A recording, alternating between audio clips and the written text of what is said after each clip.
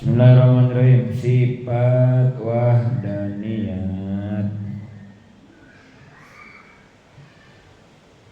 Arti wahdaniyat menurut asal bahasa satu, tapi tidak mempunyai bilangan, baik terpisah munfasil atau pecahan mutasil. Namun demikian, untuk memudahkan pengucapan, wahdaniyat kita sebut satu. Bahasa satu di makhluk pasti tidak akan lepas dari kamutasil dan kamunfasil. Seperti satunya buku adalah gabungan dari beberapa lembar kamutasil, dan buku itu sebagian dari beberapa buku yang sangat banyak kamunfasil, sehingga bagian yang terkecil pun seperti atom, benda yang tak dapat dibagi lagi, itu pasti sebagian dari yang banyak, walaupun bukan dikatakan kamutasil. Wahdaniyat artinya satu,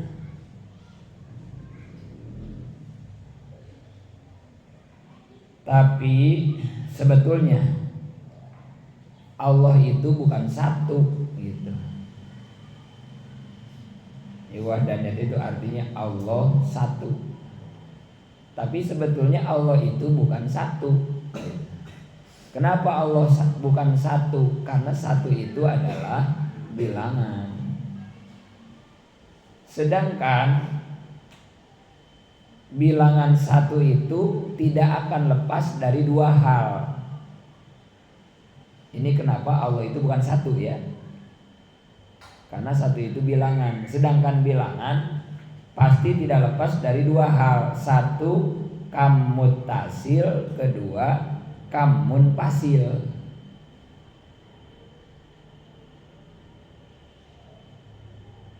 Jadi sebetulnya Allah itu bukan satu, bukan. Karena satu kan masih bilangan. Dan setiap bilangan pasti nggak lepas dari mutasil dan munfasil. Contoh, ini pesantren Miftahul Abidin, jumlahnya ada berapa? Satu doang. Emang ada berapa ini? Miftahul Abidin ada berapa? Satu doang. Tapi sebetulnya satunya Miftahul Abidin sebetulnya mutasil. Apa itu mutasil? Kalau dibongkar, ini Miftahul Abidin ini terdiri dari banyak unsur gitu. Ada bangunannya, ada santrinya, ada guru, banyak. Tapi tetap aja Miftahul Abidin dipanggilnya satu. Padahal kalau dirinci mah wah. Atau kayak diri kita. Diri kita ada berapa? Satu. Tapi kalau dirinci ada miliaran organ, sel di dalam badan kita. Apakah Allah semacam itu? Enggak. Allah satu, tapi sebetulnya Allah itu kalau dirinci banyak. Enggak begitu Allah mah. Mukhalafatul lil hawa disi, beda Allah mah dengan kita, beda dengan makhluk. Tapi kan kita harus paham perbedaannya apa, kan gitu ya. Allah satu, kita satu, satunya beda. Nah, gitu. Jadi bilangan itu nggak lepas dari mutasil dan munfasil. Mutasil kayak tadi ya.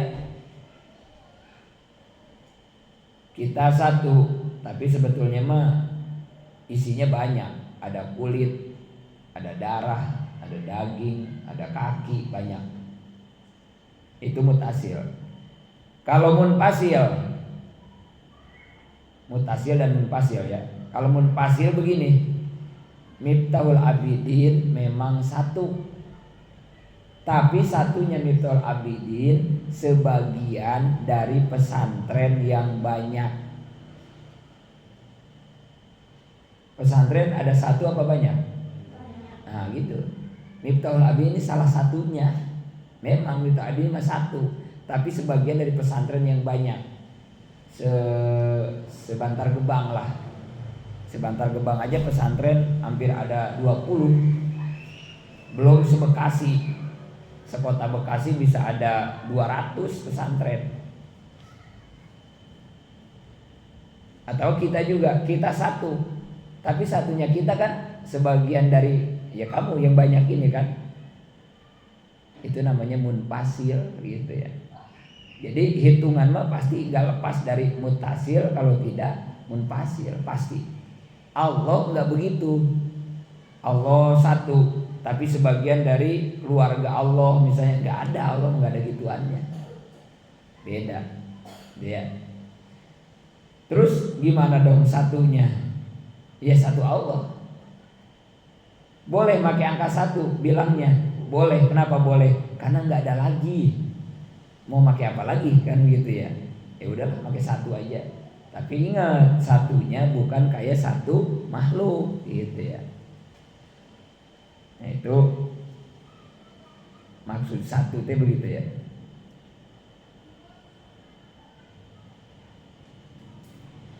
Jadi semua ya, semua apapun walaupun itu dibilang satu, tetap satunya pasti mutasil kalau tidak munfasil. Termasuk atom. Atom itu kan benda paling kecil kan ya. Atom bisa dibagi lagi nggak?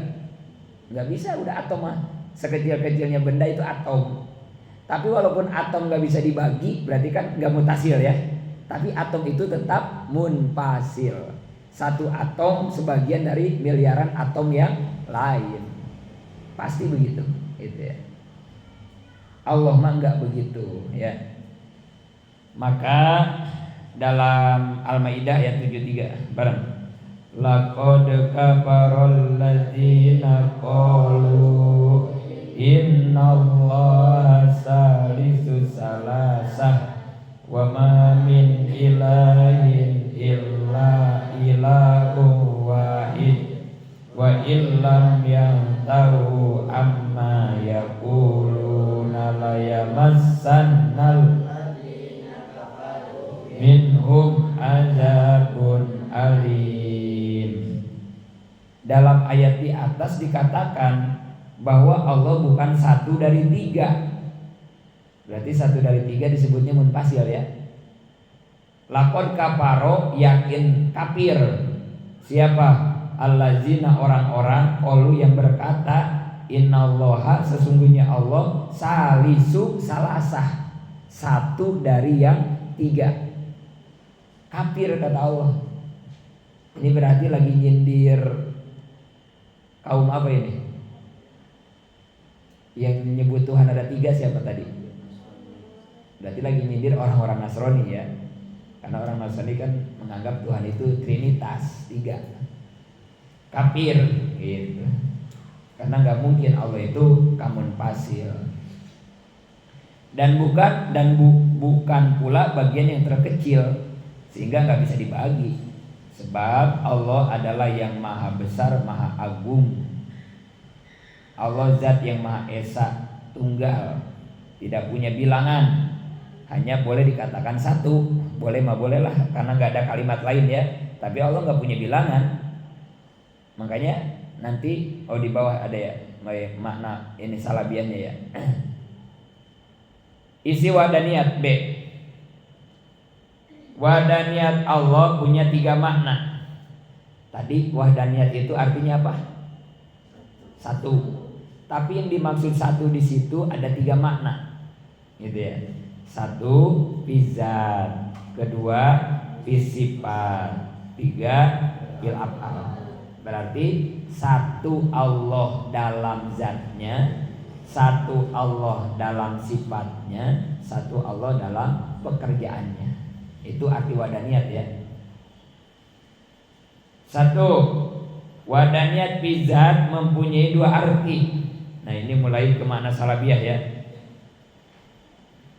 Jadi yang bizat maknanya ada dua. Satu, bizat mencabut kamun fasil. Mencabut itu apa? salab. Berarti gini, wahdaniyat, pizat, salab, kamun pasil. Berarti gitu ya. Wahdaniyat yang mencabut kamun pasil. Karena kan Allah nggak ada munfasilnya, berarti dihilangkan salabiyah gitu ya. Jadi yang pertama arti wahdaniyat bizat salab kamun fasil. Artinya gimana? Satunya zat Allah, tidak dua, tidak tiga. Jadi gitu ya. Kedua, wahdaniyat bizat salab kamutasil. Satunya zat Allah, bukan gabungan dari yang banyak. Berarti gitu ya. Satunya zat Allah, bukan gabungan dari yang banyak. Dua, fisifat. Fisifat juga sama, terbagi dua lagi. Satu, wadaniyat fisifat salab kamun fasil. Selain Allah tidak ada yang punya sifat ketuhanan. Jadi selain Allah nggak ada yang punya sifat ketuhanan seperti Allah. Dua, sifat salab kamutasil. Tiap-tiap sifat Allah dari satu jenis isinya satu. Kayak kudrot, satu doang udah. Satunya kudrot Allah mampu mewujudkan dan mentiadakan semua mungkinan. Beda sama kita ya. Kalau kita mah sifatnya banyak. Contoh, sifat kita misalnya ilmu, pintar. Ilmu kita sedikit atau banyak? Ilmu kita dikit atau banyak? Mau bilang banyak takut sombong ya. Pada dasarnya mah dikit. Wa ma utitum minal ilmi illa qalila. Tidaklah kalian diberi ilmu oleh Allah kecuali sedikit. Makanya nggak boleh sombong. Jangan abong-abong. Pinter misalnya gitu ya. Jangan, nggak boleh sombong. Karena pada dasarnya setiap orang dikasih ilmunya dikit-dikit. Ingat, di atas langit ada langit. Di atas ketoprak ada kerupuk. Jangan sombong jadi orang maya. Karena surang dikit. Mungkin kita bisa ngaji, tapi kita nggak bisa bangun rumah. Ada yang jago bangun rumah, tapi nggak bisa ngaji. Mungkin dia bisa masak, tapi nggak bisa bawa motor. Mungkin ada yang jago bawa motor, tapi nggak bisa masak sayur asem. Begitu manusia, dikit-dikit ilmunya. Kecuali wali kali ya, wali mah rada banyakan kali begitu ya. Apa aja bisa wali mah ya. Makanya ciri kamu mau jadi wali, kamu pasti begitu. Nanti sama Allah dikasih ilmunya banyak. Apa aja bisa. Dandanin listrik bisa, ngaji bisa, mimpin tahlil bisa, ngurus maid bisa, masak bisa, bangun pesantren. Wah itu berarti tanda kamu kayaknya mau jadi wali itu kalau begitu ya. Tapi kalau disuruh ini saya nggak bisa, suruh ini nggak bisa, itu mah jadi wali santri paling gitu mah ya. Nggak bakal jadi wali gitu ya. Jadi pada dasarnya ilmu kita mah dikit-dikit ya. Jangan sombong. Jangan merasa paling pintar. Di atas langit ada langit, ingat. Di atas ketoprak ada kerupuk, jangan lupa ya. Jangan sombong. Kayak cerita Nabi Musa di surat Al-Kahfi itu ya. Nabi Musa merasa pintar. Tiba-tiba ada yang ngasih tahu ada yang lebih pintar, Nabi Khidir kan gitu. Yang benar, iya. Hanya dicari, ketemu Nabi Khidir sesuai petunjuk itu di surat Al-Kahfi ya. Kata Nabi Musa, saya mau berguru kepadamu gitu. Karena kan Nabi Musa kan nabi, maksudnya nabi dan rasul. Masa ada yang ngalahin kan gitu. Nabi Khidir kan nabi doang. Kata Nabi Khidir, jangan, nggak bakal sabar kamu belajar sama saya gitu. Kata Nabi Musa, jangan gitulah, belum juga dicoba, coba dulu. Oke. Tapi ada syarat, kata Nabi Khidir. Apa? Jangan banyak nanya kalau belajar sama saya mah. Oh gampang itu mah syaratnya katanya. Oke deal, berangkat. Karena Nabi Khidir penunggu laut, makanya diajaknya naik perahu. Tengah-tengah laut perahunya dirusak sama Nabi Khidir. Waduh, mati gua kata Nabi Musa ini kalau nggak kuat nanya. Kenapa nih perahunya dirusak? Tuh kan kamu udah ngelanggar. Kata saya jangan banyak nanya kalau mau belajar sama saya. Waduh, lupa. Aduh saya lupa. Saya janji dah nggak bakalan nanya lagi. Oke. Jalan lagi sampai pinggir pantai, nemu bocah kecil lagi pada main, pada ngojai, lari-lari pinggir pantai. Ditangkap sama Nabi Khidir, dicekek, mati bocah kecil ya. Alah, kata Nabi Musa ini tambah kacau. Tadi perahu dirusak, sekarang bocah dibunuh kan itu ya. Nggak kuat lagi kan, nanya lagi. Ngapa itu bocah kecil dimatiin? Ya kata Nabi Khidir, udah dah, kamu udah 2 kali ngelanggar. Waduh, iya kata Nabi Musa. Oke, karena saya janji 1 kali lagi saya nanya, udah saya selesai, nggak bakal lagi berguru katanya. Oke, kasih kesempatan 1 kali lagi. Jalan ke suatu kampung, ada rumah roboh, dibenerin sama Nabi Khidir sama Nabi Musa berdua-dua. Dibangun lagi itu rumah roboh. Beres ngebangun, pergi aja ditinggalin.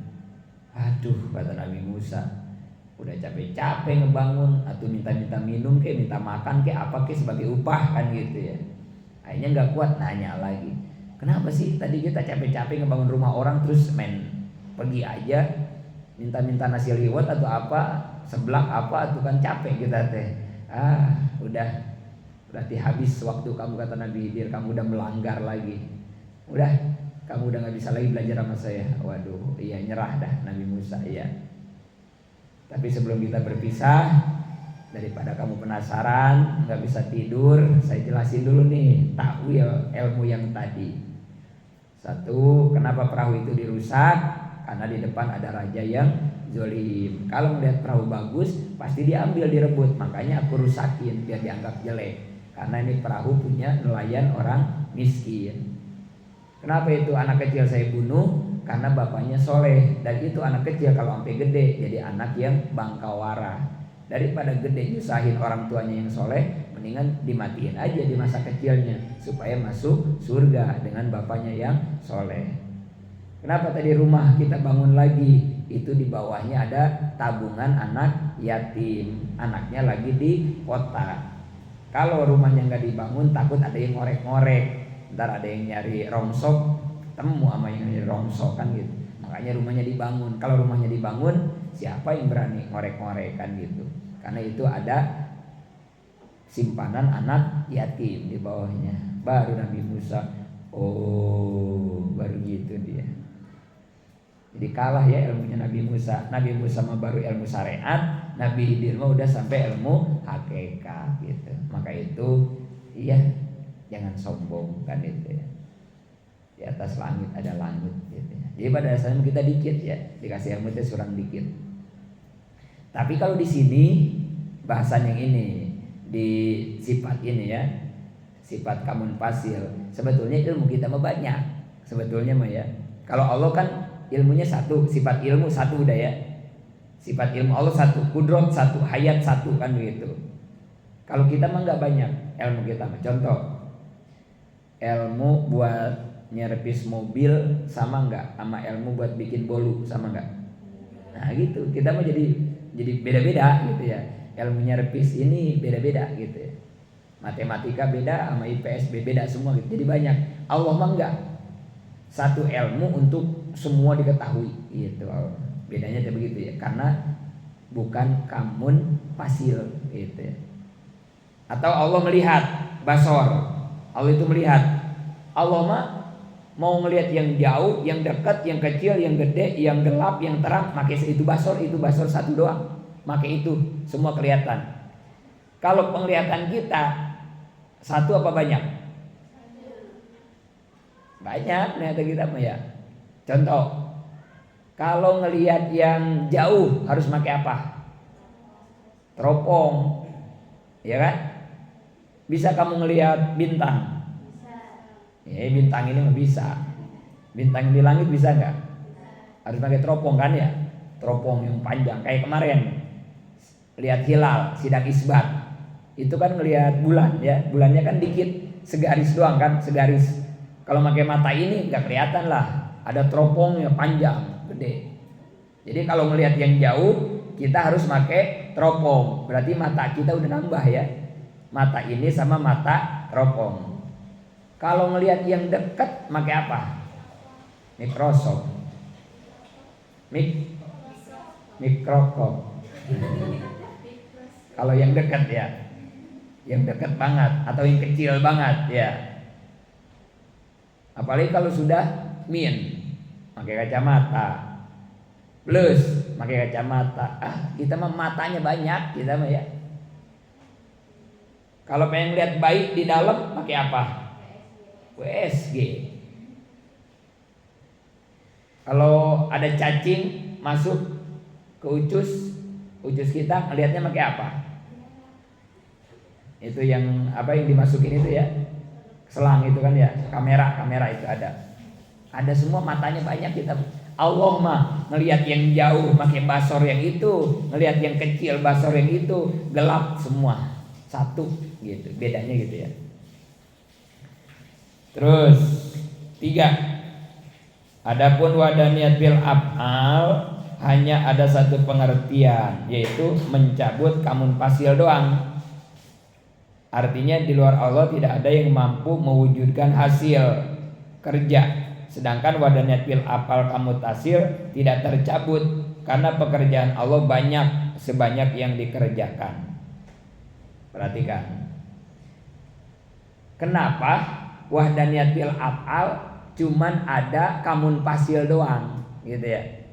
Cuman ada kamun fasil doang ya. Enggak ada kamutasilnya, enggak ada. Apa arti wadaniyat kamun fasil?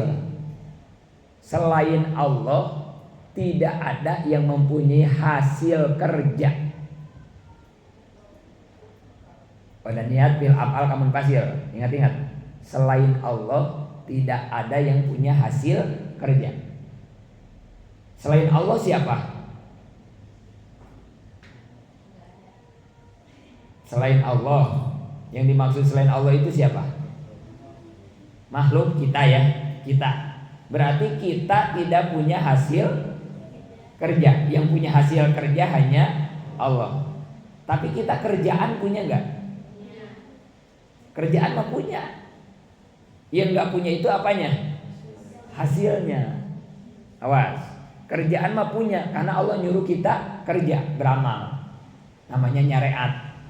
Innallaha la yughayyiru ma biqaumin hatta yughayyiru ma bi anfusihim. Disuruh kita kerja.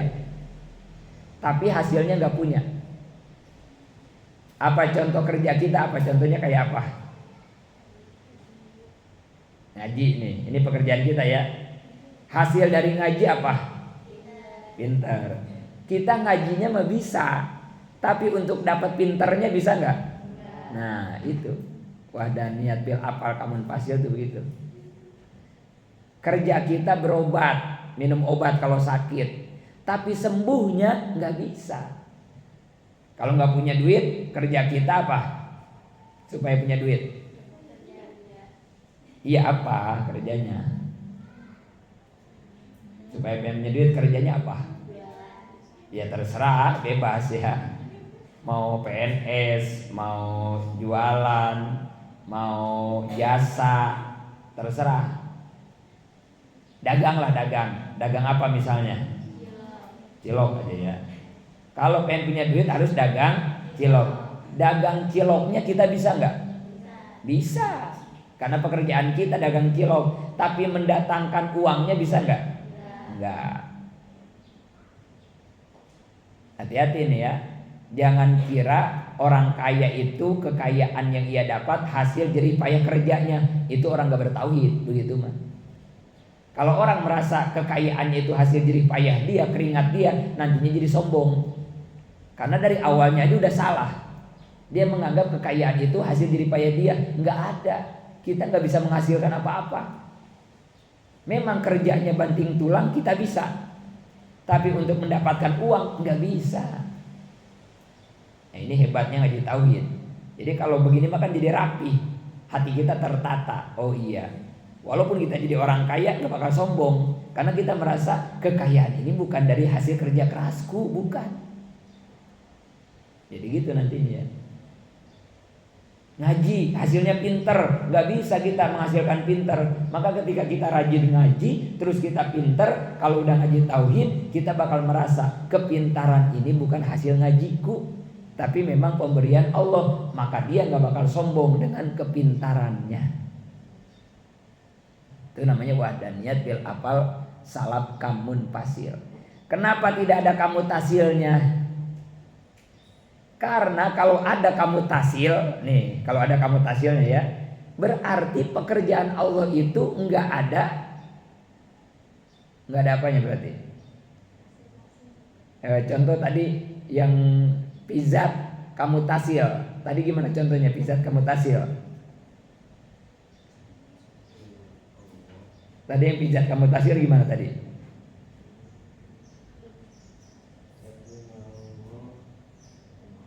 Satunya zat Allah, kamu tasil. Pijat kamu tasil apa? Satunya Allah, kamu tasil itu. Kamu tasil apa? Kamu pasil? Mutasil. Satunya zat Allah, bukan gabungan dari yang banyak. Kalau contoh satu yang gabungan dari banyak kayak apa contohnya? Yang satu hasil gabungan dari yang banyak, contohnya kayak apa? Hah? Banyak, contohnya banyak. Kayak apa misalnya salah satunya? Buku atau inilah bangunan pesantren. Ini pesantren jumlahnya ada berapa? 1. Tapi sebetulnya gabungan dari yang banyak. Dari apa? Semen, pasir, nah gitu kan. Itu namanya kamu tasil kan begitu ya. 1 gabungan dari yang banyak. Makanya fil af'al ma nggak ada kamu tasilnya. Karena kalau ada kamu tasilnya, pekerjaan Allahnya jadi sedikit. Ngerti nggak? Logikanya ngerti nggak? Mafhum mu'alafahnya ngerti nggak? Kamu tasil itu kan yang banyak disatuin jadi dikit, kan begitu ya? Yang banyak disatuin jadi 1, itu kan kamu tasil. Kalau Allah, zat Allah satunya begitu nggak?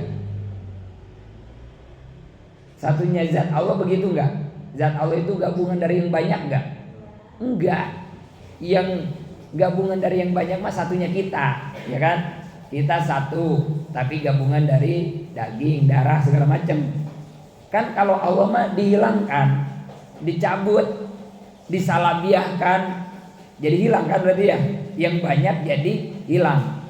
Bayangkan kalau fil af'al ada kamu tasilnya. Berarti kerjaan Allah banyak apa dikit? Jadi dikit. Sedangkan pekerjaan Allah sekarang banyak apa dikit? Banyak. Makanya di fil af'al nggak ada kamut tasil. Yang ada hanya kamun pasil. Nah gitu ya. Kesimpulan, jumlah makulat yang dicabut dari wadaniyat ada 5 berarti ya. 1 kamun pasil pizat, 2 kamun pasil pijat, 2 kamu tasil pijat, 3 kamun pasil pisifat, 4 kamu tasil pisifat, 5 kamun pasil fil af'al. Itu semua makulat yang dibuang dari sifat wahdaniyat. Sampai situ dulu, nanti kita lanjutkan C, penjelasan wahdaniyat fil af'al. Jadi ntar malam nggak ngaji ya.